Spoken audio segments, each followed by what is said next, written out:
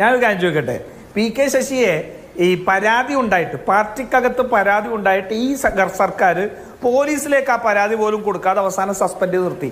P K. ശശിക്ക് അയിത്തം പ്രഖ്യാപിച്ചു. ആവശ്യമില്ലാത്ത ചോദ്യങ്ങൾ ചോദിക്കരുത്. പി.കെ. ശശിക്ക് അയിത്തം പ്രഖ്യാപിച്ചു. അയാൾ MLA എന്നുള്ള നിലക്കുള്ള അയാളുടെ ബാക്കിയുള്ള സമയത്ത് അദ്ദേഹം പ്രവർത്തിച്ചില്ലേ? അവിടെ ആരെങ്കിലും അയിത്തം പ്രഖ്യാപിച്ചോ? ഇപ്പൊ പ്രേംകുമാർ വിടുന്ന് പറയുന്നുണ്ടല്ലോ. പ്രേംകുമാർ ഒരുപക്ഷെ ഈ ഇരട്ടമുഖമുള്ളതാണോ എന്ന് എനിക്കറിയാൻ പാടില്ല. പക്ഷെ പ്രേംകുമാർ ഒന്ന് പറയണം, പി.കെ. ശശിക്കും ഈ കാസർഗോഡ് ഉണ്ടായിരുന്ന CKP പത്മനാഭന്റെ മകൾ ആരോപണം ഉന്നയിച്ച പി. ശശി ഇന്ന് അവിടെ ഇരിപ്പുണ്ടല്ലോ. നിങ്ങൾ അയാൾക്ക് അയിത്തം കൽപ്പിച്ചിട്ടുണ്ടോ? അതൊന്നും അയിത്തം കൽപ്പിക്കാതെ ഈ MLA അവിടെ ചെല്ലുമ്പോ MLA കണ്ട ആരാ അയിത്തത്തിന്റെ ആവശ്യം എന്താ? എന്തിന്?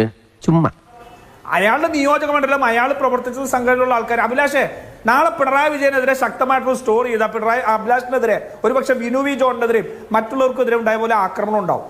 അഭിലാഷൻ ഞാനും തമ്മിൽ പരിചയമുള്ള അഭിലാഷിനെ എവിടെയെങ്കിലും തടഞ്ഞു നിർത്തണുണ്ടെങ്കിൽ ഞാൻ വന്ന് അഭിലാഷിനെ സംരക്ഷിക്കാൻ നിൽക്കില്ലേ? അഭിലാഷ് എന്റെ പാർട്ടി ചെയ്തുകൊണ്ടാണോ? അല്ലല്ലോ.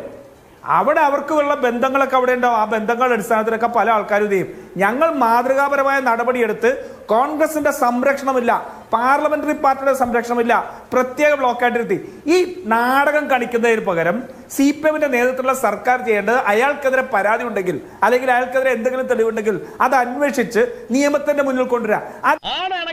അന്തസ്സും അഭിമാനവും തറവാടിത്തവും ഉള്ളവരാണെങ്കിൽ അതാണ് അത് പറ്റാത്ത ഇത്തരത്തിലുള്ള വിവരക്കേടുകൾ കൊണ്ടുപോയിട്ട് കാണിക്കുന്നതിന്റെ ഉദ്ദേശം മറ്റൊന്നുമല്ല. പ്രേംകുമാർ ഇവിടുന്ന് പറയുകയാണ്.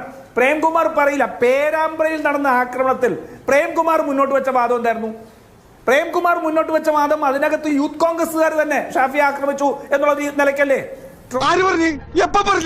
ഞാൻ പറഞ്ഞിട്ടില്ല. ട്രോളുകളായിട്ടൊക്കെ പോസ്റ്റ് ഇട്ടല്ലോ. അവിടുത്തെ CPM മുഴുവൻ എടുത്ത നിലപാട് ഷാഫിയെ ആക്രമിച്ചത് CPM പോലീസ് അല്ല, യൂത്ത് കോൺഗ്രസ്സുകാരാണെന്നല്ലേ?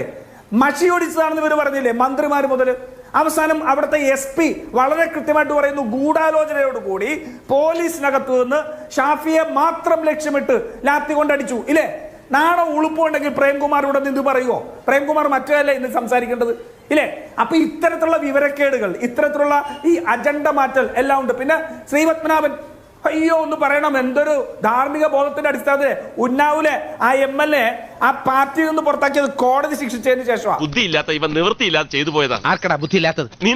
കോടതി ശിക്ഷിച്ചതിന് ശേഷം ആ ബ്രിജ്ഭൂഷൺ സിംഗിനെ ഒന്ന് പുറത്താക്കാൻ വേണ്ടി നമ്മുടെ പാവപ്പെട്ട താരങ്ങൾക്ക് അവിടെ കിടന്ന് അടികൊള്ളേണ്ടി വന്നു. ഡൽഹിയിൽ നടുറോഡ് അടികൊള്ളേണ്ടി വന്നു. അതിനൊക്കെ വന്ന് വാഴ്ത്തുപാട് പാടിയ ശ്രീപത്മനാഭൻ ഇപ്പൊ മറ്റേ കുറിച്ച് മിണ്ടൂല. ഞാൻ പറഞ്ഞില്ലേ അഭിലാഷൻ, ഞാൻ ചോദിക്കട്ടെ, ED സമൻസ് കൊടുത്തിട്ട് ഇത് പുറത്തു പറയാതിരുന്ന BJP-യുടെ കാര്യം പറഞ്ഞല്ലോ. ഈ വാർത്ത വന്നിട്ട് രാജീവ് ചന്ദ്രശേഖർ ഇതുവരെ മിണ്ടിയിട്ടില്ല. ശ്രീപത്മനാഭൻ ഇന്നലെ ഞാനുമായിട്ടൊരു ചർച്ചയിലുണ്ടായിരുന്നു. അതിനകത്ത് വെച്ച് അദ്ദേഹം മറ്റേ BJP-യെ പ്രതിരോധിക്കുന്ന പോലെ അങ്ങോട്ടേക്ക് പൊട്ടിത്തെറിച്ചു. സാധാരണ മറുപടി ഇല്ലാതെ വരുമ്പോഴാണ്.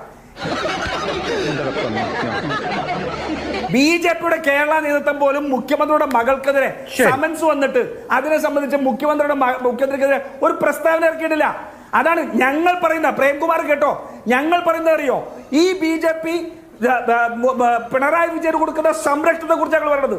രാഹുൽ മാങ്കൂട്ടത്തിന് പാലക്കാട്ടെ ജനങ്ങൾ അല്ലെങ്കിൽ അദ്ദേഹത്തിന്റെ നേരത്തെ ഉണ്ടായിരുന്ന പരിചയമുള്ള സഹപ്രവർത്തകർ കൊടുക്കുന്ന സംരക്ഷണമല്ല, പിണറായി വിജയന് BJP കൊടുക്കുന്ന സംരക്ഷണം. അതാണ് കേരളം ചർച്ച ചെയ്യേണ്ടത്. നിങ്ങൾ അതിര് കിടക്കുന്നു.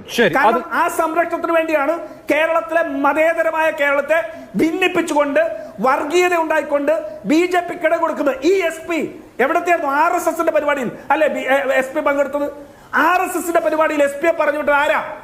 ഈ RSS-ന്റെ തീവ്രവാദികളായിട്ടുള്ള നേതാക്കന്മാരുടെ അടുത്തേക്ക് ഈ അജിത് കുമാറിനെ പറഞ്ഞു വിട്ടത് ആരാ? ഇതെല്ലാം മകളെയും സംരക്ഷിക്കുന്നതിന് വേണ്ടിയായിരുന്നില്ലേ? ഞങ്ങൾ ഇവിടെ ചർച്ച ചെയ്യാൻ ആഗ്രഹിക്കുന്നത്, കേരളം ചർച്ച ചെയ്തുകൊണ്ടിരിക്കുന്നത് BJP, അമിത്ഷാ, നരേന്ദ്രമോദി, അതേപോലുള്ള സംഘപരിവാർ പിണറായി വിജയൻ കൊടുക്കുന്ന സംരക്ഷണം എന്താണ്? മുഖ്യമന്ത്രിക്ക് സംരക്ഷണത്തെ കുറിച്ച് ഞങ്ങൾ അങ്ങ് ഇറങ്ങട്ടെ. ആയിക്കോട്ടെ, സന്തോഷായി.